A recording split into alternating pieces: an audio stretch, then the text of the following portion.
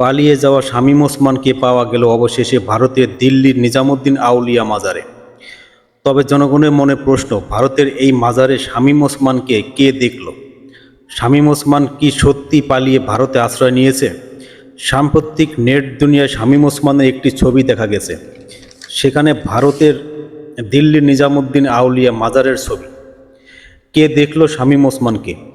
কে উঠালো শামীম ওসমানের ছবি? বিস্তারিত প্রমাণ সহ আজকের এই ভিডিওতে আপনারা দেখতে পারবেন।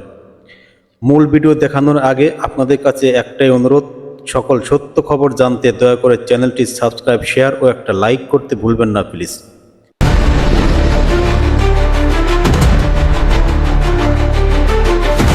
আওয়ামী লীগ সরকারের পতনের পর অনেকের মতো নারায়ণগঞ্জ ৪ আসনের আওয়ামী লীগ দলীয় সাবেক প্রভাবশালী এমপি শামীম ওসমানকেও দেশে বা তার নির্বাচনী এলাকায় দেখা যাচ্ছিল না।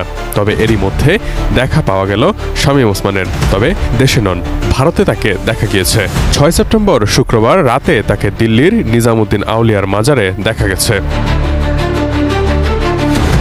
ভারতের একটি বিশ্ববিদ্যালয়ে অধ্যয়নরত বাংলাদেশের শিক্ষার্থী আকাশ হক তাকে দিল্লিতে ওই মাজারে দেখেছেন। রাত ৯টা ৫ মিনিটে শামীম ওসমানের ছবিও তুলেছেন ওই শিক্ষার্থী।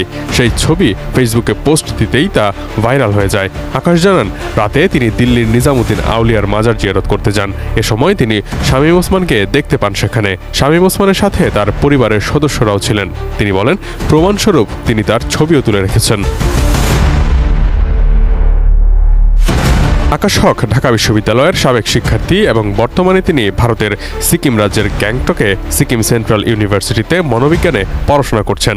তার করা সেই ফেসবুক পোস্টের কমেন্ট বক্সে শামীম ওসমানকে নিয়ে সমালোচনা ও রসিকতাও করতে দেখা যায় অনেককে।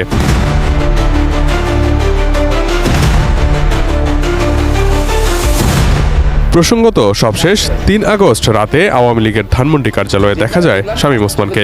ওই রাতে দলের গোপন মিটিং অনুষ্ঠিত হয়। সেখানে পরদিন অর্থাৎ ৪ আগস্ট মাঠে থাকার বিষয়ে সিদ্ধান্ত নেয় আওয়ামী লীগ। ওই মিটিংয়ের পর আর দেখা যায়নি শামীম ওসমানকে। অবশেষে তার দেখা পাওয়া গেল।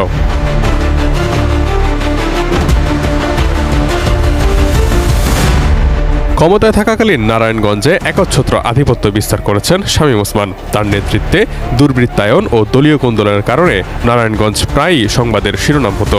সবশেষ বৈষম্য বিরোধী ছাত্র আন্দোলনকেও দমন করতে তাকে তার দলীয় ক্যাডারদের সঙ্গে নিয়ে অস্ত্র মহড়া ও গুলিচালনা করতে দেখা যায়।